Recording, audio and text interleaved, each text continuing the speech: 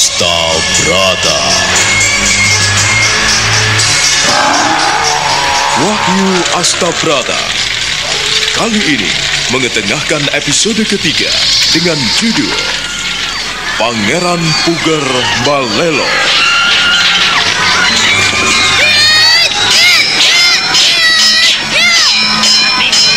Cerita ini ditulis dan diolah oleh Bu Nergis Muriono. Pengarah cerita dan naskah Agung Bahrodi. Ilustrasi musik Hari Sabar. Teknik dan montase Jamie Mumu. Dengan sutradara Ferry Fadli.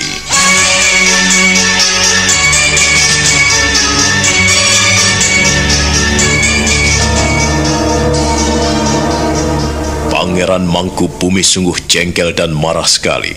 Tetapi dia berusaha menahan diri sebaik-baiknya. Dia pandang mata Puger yang menunduk di hadapannya. Pangeran Puger berusaha membela diri. Dia tak berani membalas tatapan mata tajam pamannya. Bahkan dia merunduk dan memberikan hormat pada pamannya. Pangeran Mangkubumi lalu bangkit dan membusungkan dadanya. Kembali menusuk Pangeran Puger dengan tatap mata tajam. Pemerintah Mataram memberikan kepercayaan kepadamu supaya kau memerintah dengan baik, supaya kau bisa menjadi perisai di wilayah utara ini. Tetapi kalau kau menyalahgunakan kekuasaan, wewenang, dan kedudukanmu, maka pemerintah Mataram tidak akan membiarkanmu. Paman, saya tidak ada maksud jahat, Paman. Lalu untuk apa kau melatih para pemuda menjadi prajurit-prajurit bersenjata? Ha? Untuk apa? Untuk apa semua itu, Puger? Kau ini adalah anak tertua. Kau sudah punya anak istri. Mengapa kau tidak memahami? Bacalah baik-baik. Pahami piagam yang diberikan pemerintah Mataram kepadamu. Jangan menyia-nyiakan kepercayaan itu. Aku paling tidak suka melihat orang yang sombong. Adigang, adigung, adiguno. Kau tahu artinya itu? Saya Pale. Kau jangan mengandalkan kekuatanmu. Jangan sok kuat, jangan sok agung, jangan sok besar, dan jangan sok pandai. Jangan sok mampu untuk melangkah. Kau ini seorang bawahan. Kalau ingin melakukan sesuatu, bicarakan dulu. Kau tidak menghargai kami yang tua-tua.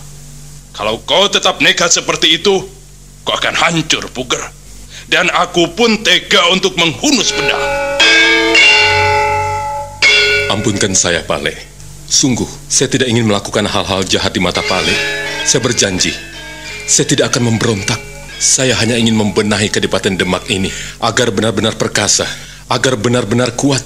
Bayangkan saja, Pale, apabila Demak ini hanya memiliki prajurit sejumlah 2.000 orang, lalu bagaimana dengan pelabuhan-pelabuhan yang banyak didatangi para saudagar dari seberang lautan, Pale?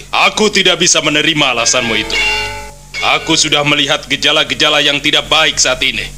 Aku mohon perbaikilah. Perbaikilah apa yang telah terjadi saat ini. Masalah keamanan Mataram, aku yang bertanggung jawab. Atau kau sudah tidak menghargai aku lagi, Puger?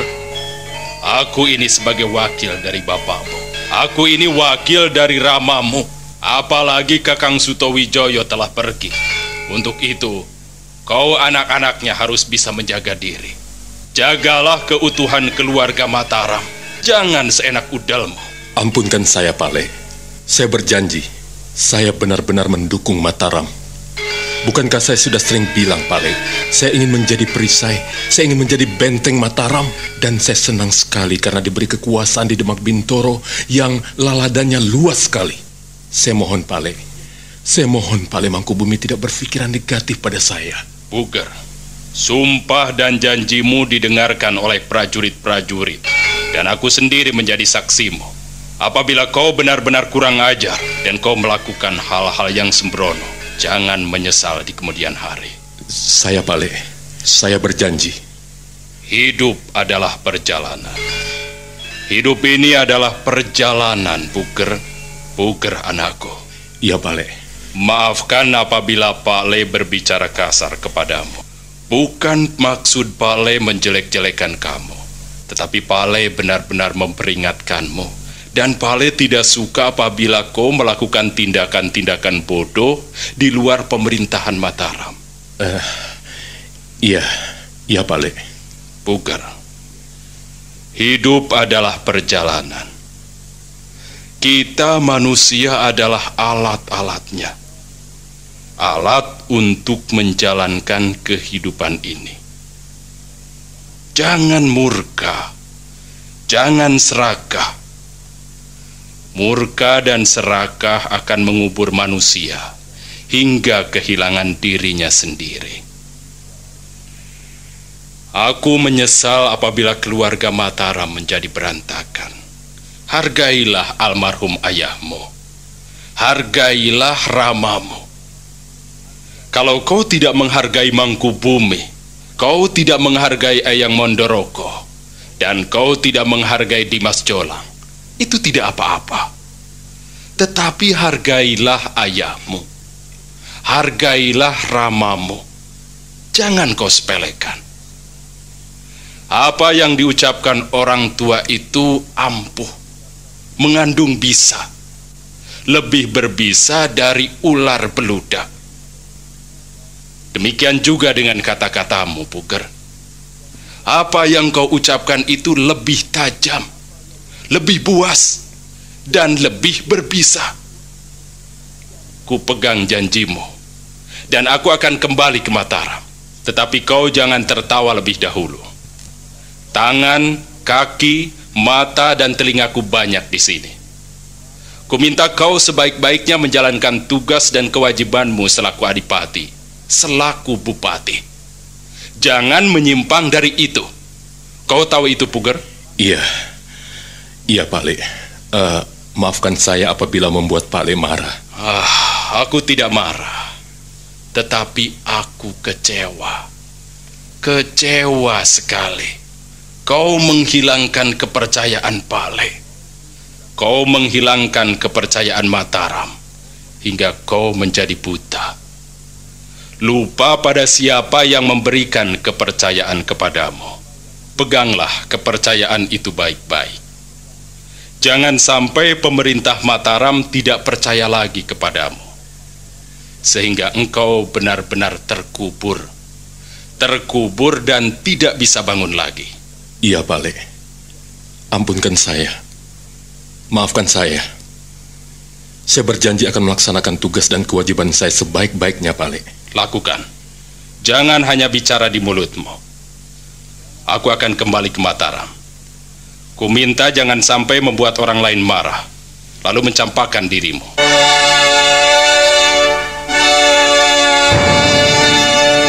Pangeran Mangkubumi meninggalkan kemenakannya berdiri linglung. Pangeran Puger mengikuti kepergian pamannya dengan senyum dingin.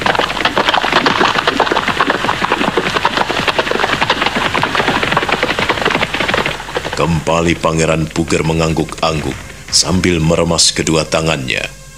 Dia memandang debu-debu beterbangan yang ditinggalkan kuda-kuda rombongan Pangeran Mangkubumi pamannya. Nimas Larasati istrinya sudah ada di belakangnya, namun dia tidak menyadari kehadiran istrinya itu. Kang Mas. Kau mendengarkan percakapan kami? Bukankah sudah kuperingatkan, Kang Mas? Kau tidak perlu takut, Larasati. Aku tahu siapa Pak Le Mangkubumi. Dan aku tahu Dimas Jolang. Aku juga tahu siapa Eyang Mondoroko. Mereka hanya menjadi otak. Aku sakit sekali dibilang memiliki rencana jahat. Sakit. Kang Mas, tak ada sebab tanpa akibat.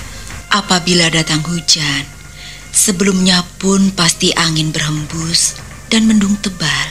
Kau tahu maksudku, Kang Mas? Apakah aku salah? Aku tidak salah, dan aku tidak merasa salah. Hanya saja mereka mengada-ada. Atau barangkali mereka ingin agar aku benar-benar lepas dari Mataram. Pasti mereka ketakutan padaku, Nimas. Ketakutan kepadaku karena aku telah memiliki kekuatan yang jauh lebih besar, Nimas. Jangan seperti itu, Kang Mas. Pak Le benar-benar mengingatkanmu. Kang Mas jangan merasa besar. Jangan, Kang Mas. Aku tidak merasa besar, Nimas. Tetapi aku memang benar-benar besar. Aku tidak mau melihat sesuatu berantakan. Melihat apa yang telah kurencanakan menjadi kacau balau hanya karena Pak Le Mangkubumi. Kau tahu maksudku, Nimas Larasati? Aku berusaha memahami, Kang Mas. Aku berusaha mengerti. Tetapi Pak Le benar. Pak Le benar. Aku tidak ingin kau tercebur dalam kubangan lumpur yang paling dalam hingga kau tidak bisa bernafas. Jangan. Mereka tidak tahu, Nimas. Mereka memang benar-benar membutakan matanya terhadapku, Nimas. Aku tidak mau. Aku tidak mau diremehkan orang lain. Dan aku akan memegang janjiku. Aku akan menunjukkan kepada mereka bahwa Puger bisa melangkah lebih jauh, Nimas. Bisa melangkah lebih lebar. Dan satu hal, biar mata mereka terbuka, Puger bisa melangkah sesuai dengan apa yang ada di hatinya, Nimas.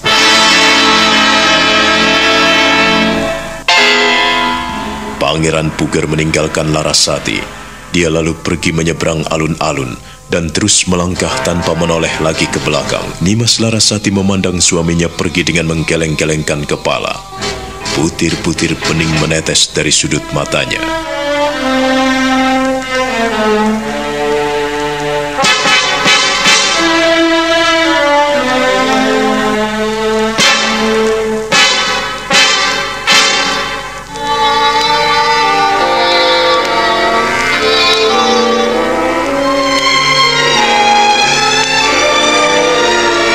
Sementara itu, Patih Gending bersama perwira Guntur berada di suatu tempat di mana mereka telah mengumpulkan para pemuda yang dilatih bela diri untuk berperang.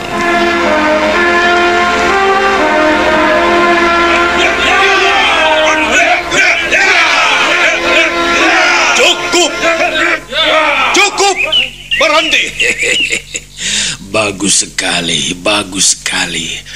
Bagaimana latihan pada hari ini, Guntur? Hamba Kanjeng Pati. Hamba berusaha melaksanakan tugas dan perintah. Apakah ada yang layak menjadi pemimpin pasukanmu, Guntur? Sudahkah kau pilih agar mereka melebarkan sayap ke sebelah utara? Hamba Kanjeng Pati.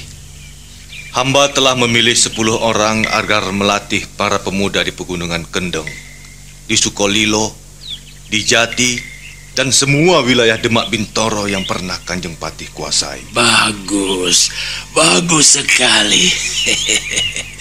Ku minta kau tetap menjalankan perintahku sebaik-baiknya. Apabila kurang dana, kau butuh biaya lagi, tinggal kau bicara dan ngomong padaku. Aku akan sediakan semuanya. Kau tahu itu?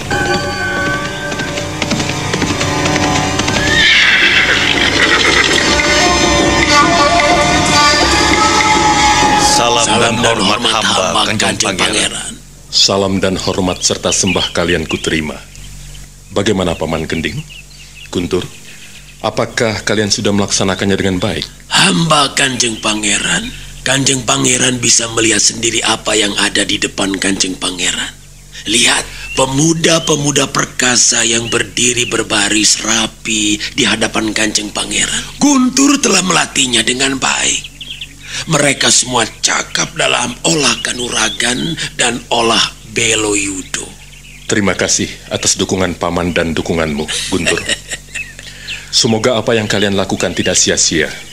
Paman Gending, saya ingin bicara sebentar. Iya hamba, Kanjeng Pangeran hamba. Nampaknya ada sesuatu yang penting. Benar, baru saja Pak Mangkubumi datang ke sini.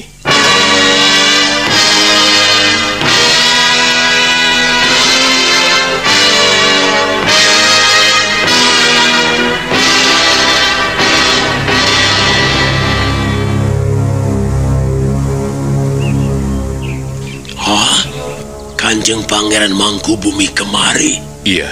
Untuk apa? Apakah beliau tidak percaya lagi pada Kanjeng Pangeran? Kanjeng Pangeran Mangkubumi kan Manggolo Yudo di Mataram. Untuk apa pergi ke Demak Bintoro? Tidak ada perlunya. Itulah yang meresahkanku, Paman Gending. Nampaknya ia tidak suka apabila kita memiliki prajurit yang banyak, Paman. Mengapa bisa begitu, Kanjeng Pangeran? Seharusnya Kanjeng Pangeran Mangkubumi itu memiliki pandangan dan wawasan yang luas. Kalau kita memiliki prajurit yang banyak, artinya kita memiliki kekuatan yang luar biasa. Dan kita bisa membantu bala tentara Mataram apabila diperlukan. Bukankah begitu, Kanjeng Pangeran? Iya, Paman. Tetapi Pak Mangkubumi memandangku dengan negatif. Dia tidak suka aku memiliki prajurit lebih dari 2.000, Paman. Untuk itu, kumohon sementara waktu, latihan dihentikan. Kanjeng Pangeran, hamba tidak bisa mengerti mengapa bisa begitu. Kanjeng Pangeran jangan takut. Bukankah wilayah Demak Bintoro ini sudah menjadi tanggung jawab Kanjeng Pangeran? Artinya wewenang dan seluruh kebijaksanaan itu ada pada Kanjeng Pangeran. Orang-orang Mataram, pemerintahan pusat tidak perlu ikut campur. Yang mengetahui situasi dan kondisi, yang mengetahui suasana dan keadaan di sini kan kita.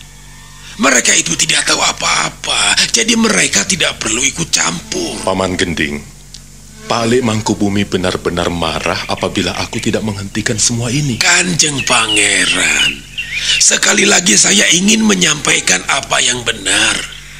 Kanjeng Pangeran tidak salah apabila memiliki pasukan yang lebih besar. Prajurit 2000 itu untuk apa?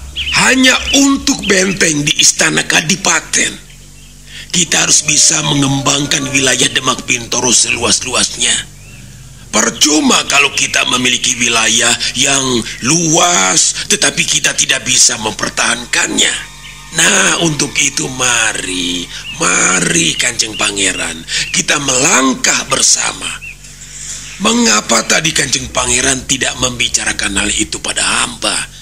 Kalau hamba ada, tentu hamba yang akan menjawab. Lalu di mana Kakang Tondonegoro? Apakah tidak tahu kehadiran Pangeran Mangkubumi? Aku bilang paman berdua pergi menarik upeti di pelabuhan Jepara, sehingga ia tidak menanyakan paman berdua. Sekali lagi hamba mohon agar Kanjeng Pangeran jangan menyelesaikan masalah itu seorang diri. Nanti Kanjeng Pangeran disudutkan, dipojokkan. Dan itu kesalahan besar apabila Kanjeng Pangeran Mangkubumi berani melarang Kanjeng Pangeran Puger. Jangan seperti itu. Itu tidak sesuai dengan aturan main yang berlaku di sini. Kita berhak memiliki kebijaksanaan, Kanjeng Pangeran. Untuk itu jangan takut melangkah, jangan. Lalu apa yang harus kulakukan, Paman Gending? Itu gampang. Kanjeng Pangeran gampang. Hamba bertanggung jawab dan hamba akan menjawab semua pertanyaan Kanjeng Pangeran Mangkubumi. Ampunkan hamba, bukannya hamba lancang. Bukan itu maksud hamba, Kanjeng Pangeran. Tetapi semua itu demi kedudukan, kemuliaan, dan kewibawaan Kanjeng Pangeran selaku Adipati Demak Bintoro. Begini, Kanjeng Pangeran, begini.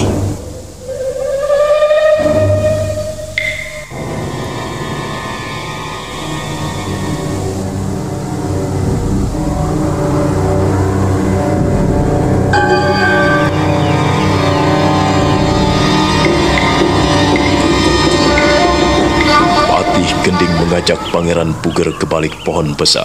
Laki-laki tua itu tersenyum dingin, lalu mengangguk-angguk sambil memain-mainkan jemari kirinya, memandang sekilas pada Pangeran Puger yang sejak tadi hanya berdiam diri. Para prajurit yang habis berlatih telah berkumpul dan dipimpin Guntur meninggalkan tempat latihan. Dengan tertib mereka membubarkan diri. Patih Gending dan Pangeran Puger memandang mereka sekilas. Apa yang kau rencanakan, Paman Gending? Jangan khawatir, Tuan. Kanjeng Pangeran tidak perlu resah. Semua itu ada di tangan hamba. Hamba akan mengatur sebaik-baiknya bagaimana supaya Kanjeng Prabu tidak cemas terhadap rencana kita. Apabila Kanjeng Prabu mengetahui hal ini sampai mengutus Kanjeng Pangeran Mangkubumi, itu pun bukan soal. Sudah wajar. Mereka itu kan mengemban tugas di pemerintahan pusat. Jadi masalah-masalah yang ada di sini seharusnya mereka tidak berhak ikut campur. Tidak berhak ikut campur bagaimana, Paman Gending? Demak ini kan ada di bawah pemerintahan Mataram. Kau jangan meremehkan Dimas Jolang. Kalau kau meremehkannya, kita benar-benar bisa ditindas, bisa digilas. Untuk itu Kanjeng Pangeran, kita ini menghindari penggilasan semena-mena. Dengan prajurit yang kuat dan perkasa, mana mungkin kita bisa digilas.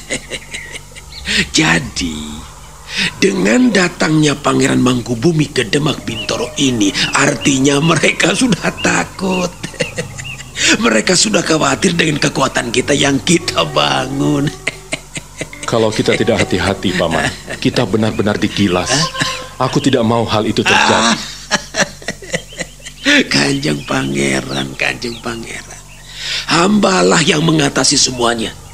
Kanjeng Pangeran tidak perlu ikut campur dan turun tangan. Serahkan semuanya pada hamba, dan hamba akan melakukan tugas dengan sebaik-baiknya. Masihkah Kanjeng Pangeran tidak percaya kepada hamba? Bukannya tidak percaya, Paman Gending. Tetapi Paman mestinya tahu siapa Pale Mangkubumi. Dia itu kalau bicara akan menepati apa yang dikatakannya. Dia mengancamku, Paman. Mengancam Kanjeng Pangeran? Iya. Mengancam? Mangkubumi itu manusia. Kita juga manusia, Kanjeng Pangeran. Kalau ia bisa melakukan sesuatu, kita juga bisa melakukan sesuatu. Ia bertindak tegas, kita pun harus bisa lebih tegas. Kalau ia melakukan kekerasan, kita juga harus lebih keras menghadapinya. Kanjeng Pangeran. Ya, Paman. Kita tidak boleh seperti caci. Diinjak, hanya megal-megol, kolat-kolet. Tidak, Kanjeng Pangeran. Kanjeng Pangeran tidak boleh tunduk begitu saja pada Pangeran Mangkubumi. Saya tahu, hamba mengerti siapa beliau. Dia hanya menakut-nakuti Kanjeng Pangeran. Tidak, Paman. Aku melihat dia sungguh-sungguh. Dia tidak hanya menakut-nakuti, tetapi memperingatkan. Kalau aku tidak merendahkan diri di depannya, mungkin aku mulai dipecat pada hari ini, Paman. Itu permainan otak. Hamba sudah cukup lama bermain otak di Demak Bintoro ini.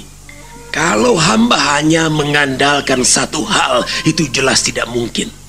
Akal, pikiran, dan perasaan harus bergabung menjadi satu untuk menjalankan kehendak. Nah, kalau Kanjeng Pangeran sudah memegang hal ini, maka tidak seorang pun yang mampu mencegah dan menghalangi kita. Jadi rencana kita tetap berjalan, Paman? Iya. Walaupun topan dan badai melanda Demak Bintoro, rencana besar Kanjeng Pangeran harus tetap berjalan. Hamba akan menjadi tangan kanan Kanjeng Pangeran. Kanjeng Pangeran tidak usah khawatir. Masih ada Paman Gending. Demikianlah, mulai saat itu, Pangeran Puger benar-benar berada di bawah pengaruh Adipati Gending yang sekarang menjabat Pepatih II di Istana Kadipaten Demak Bintoro. Kanjeng Pangeran Puger lalu menyerahkan semuanya itu padanya. Mereka berdua diam dalam keheningan, menikmati sapuan angin. Patih Gending mengangguk-angguk sambil tersenyum dingin.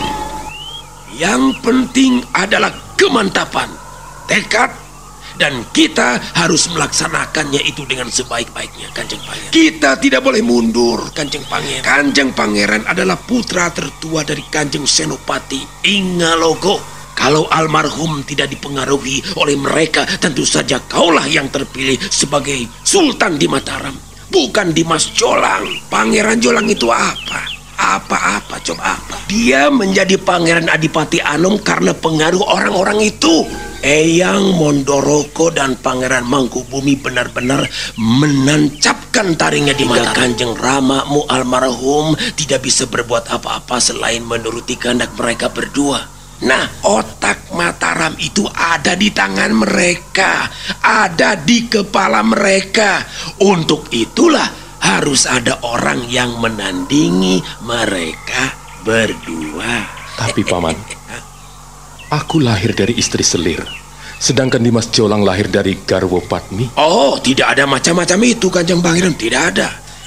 Pilih kasih itu di Mataram tidak boleh dibiarkan berlarut-larut. Kanjeng Pangeran Puger harus tetap di atas.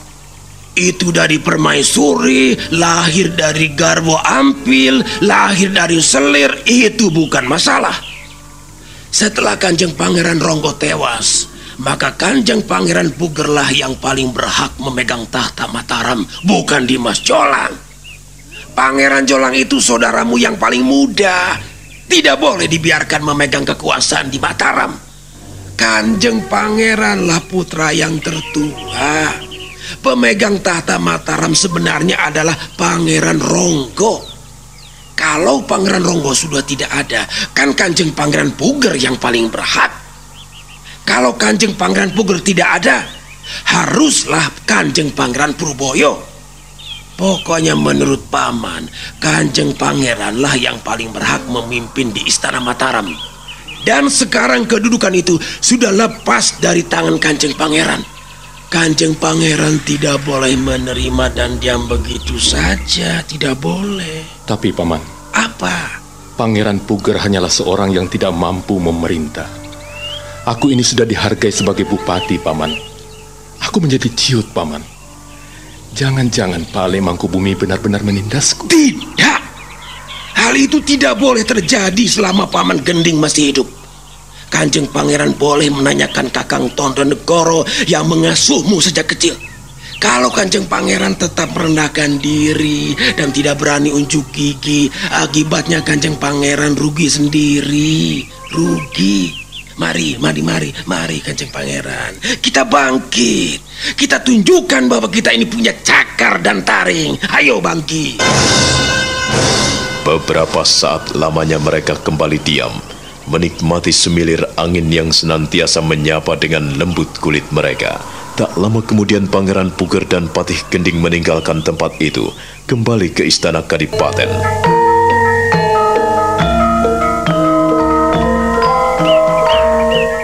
Sementara itu, perjalanan Pangeran Mangkubumi telah sampai di istana Mataram. Beliau segera menemui Raden Mas Jolang sang Prabu. Jadi benar, Kang Mas Puger mulai melatih para prajurit, menjadikan para pemuda pilihan menjadi prajurit. Mereka telah meluaskan wilayahnya sampai di utara Pegunungan Kendeng. Dan mereka memanggil para pemuda yang gagah untuk dilatih olah Beloyudo. Dan aku tidak akan membiarkannya begitu saja. Aku telah memberikan peringatan untuk yang pertama kali. Kita memang perlu mengawasinya. Kita tidak bisa membiarkannya. Selama Pak Lebo masih hidup, aku tidak akan membiarkannya ugal-ugalan. Mataram harus tetap tegak. Dan tak boleh kau biarkan Puger ugal-ugalan. Sekarang ia benar-benar tak mengindahkan piagam penghargaan yang kita berikan. Ia nampaknya memandang sebelah mata pemerintah Mataram.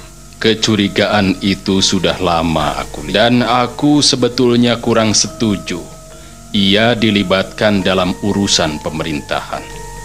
Orang yang tidak becus memimpin selalu membuat gara-gara. Yang penting kita telah mengetahui rencana-rencana busuknya Pak Le. Eyang, biarkan saja. Biarkan saja dan berikan kesempatan. Biar ia memuaskan dirinya. Biar ia mengumbar hawa nafsunya. Dan setelah itu, baru kita menggebuknya. Kalau ia tidak merendahkan diri di depanku dan tidak berjanji ini dan itu, maka hari itu juga akan kucabut dan kutarik kembali piagam pemerintahan Mataram. Tapi kita harus hati-hati, Paman Mangkubumi. Kita harus bertindak bijak. Sebab bagaimanapun juga, ia harus kita berikan wewenang dan kebebasan memerintah daerahnya. Biarkan saja sejauh tidak melampaui batas. Tidak melampaui batas bagaimana, anakku? Pemerintah Kadipaten hanya diperkenankan memiliki 2.000 prajurit. Dan aku melihat para pemuda yang dilatih bukan hanya 2.000. Demak Bintoro sekarang memiliki kekuatan 6.000 prajurit. Ini sudah cukup berbahaya. Apa artinya 6.000 prajurit dibandingkan dengan 10.000 prajurit Mataram? Kita harus menyebarkan surat perintah agar seluruh wilayah kekuasaan Mataram menyediakan prajurit-prajurit pilihan. Apakah perlu kita lakukan saat ini, Eyang? Iya, karena Puger mengeraskan hati dan pikirannya, maka kita pun harus bertindak tegas dan lebih keras. Tapi kekerasan tidak akan menyelesaikan persoalan, Eyang. Untuk hal ini kita terpaksa, cucuku. Puger tidak main-main lagi. Jadi kita pun harus sungguh-sungguh menghadapinya. Tidak mengapa. Akan tetapi, siapapun juga yang tidak mengindahkan peringatan kita memang perlu menumpasnya. Kita tidak boleh membiarkan orang-orang seenaknya. Tidak boleh sewenang-wenang. Kita nanti akan dilecehkan, anakku. Kau tidak boleh membiarkannya. Benar apa yang diucapkan Eyang. Kau harus segera memberikan surat perintah, mengadakan persiapan untuk mengirimkan prajurit-prajurit pilihan dari seluruh wilayah Mataram ini. Peringatkan pada mereka bahwa Demak mulai mengasah taring. Semuanya jadi serba salah. Aku jadi menyesal. Sudah, tidak perlu menyesal. Tindakanmu sudah cukup bijaksana, cucuku. Memilih dan menunjuk Kang Masmu Puger sebagai adipati di Demak Bintoro, itu tindakan yang cukup bijaksana. Akan tetapi, jika Pangeran Puger tidak menggunakan kesempatan itu dan tidak memegang kepercayaan yang telah kau berikan, artinya itu menjadi kesalahannya sendiri. Kau tidak boleh merasa bersalah. Kau ini ada di atas, cucuku. Ingatlah baik-baik. Kau tentu menanamkan apa yang telah kau baca dalam serat Megotontro. Bukankah Mego benar-benar memberontak terhadap adiknya? Adiknya telah mengalah. Akan tetapi, ia tetap bersikeras, dan sampai di bumi pun ia tetap serakah. Inilah yang kurenungkan saat membaca serat itu, Eyang. Ya, Kembang Joyokusumo juga menjadi orang yang serakah. Ia curang sekali. Ia menjadi orang yang pernah melukai adiknya, baik di Kahyangan Suroloyo maupun di bumi ini. Ia tidak akan pernah percaya pada siapapun. Ia tidak akan pernah puas dengan apa yang dilakukannya, dan ia selalu menuruti hawa nafsunya. Kisah itu benar-benar kualami sekarang. Aku melakukan sesuatu yang keliru. Pandanganku salah, dan kebijakanku telah disia-siakan. Anakku, bukan kau yang salah, tetapi Pugerlah yang salah. Dia yang tidak menerima, dia yang tidak pernah puas. Dia memang murka dan serakah, dikasih hati. Dia minta rempelo. Aku tidak akan membiarkannya. Peringatanmu itu sudah cukup keras, Kanjeng Pangeran. Anakku sudah ke sana. Itu suatu kebijaksanaan yang besar. Biar peringatan itu menjadi catatan hidupnya. Kalau benar-benar ia melanggar peringatanmu, baiklah. Secara resmi, cucuku harus segera menulis surat perintah, surat peringatan buat Puger di Demak Bintoro. Haruskah itu saya lakukan sendiri, Eyang? Jangan ragu-ragu untuk bertindak. Lakukanlah seperti Betoro Yomotipati. Ia akan menindak tegas siapapun yang bersalah. Dia akan menyingkirkan para perusuh negara. Dia akan menghukum orang-orang yang bersalah tanpa pandang bulu. Tanamkanlah itu baik-baik. Iya, Eyang. Akan tetapi, saya benar-benar tidak tahu mengapa hal ini bisa kualami dan bisa terjadi seperti ini. Kang Mas Puger telah menyia-nyiakan kepercayaan kita. Jika benar-benar kita telah bertindak, dia akan tahu. Siapa sebetulnya dirinya yang tidak tahu diri itu?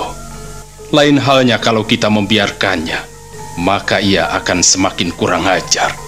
Aku akan ada di depanmu, dan aku akan menghunus pedangku.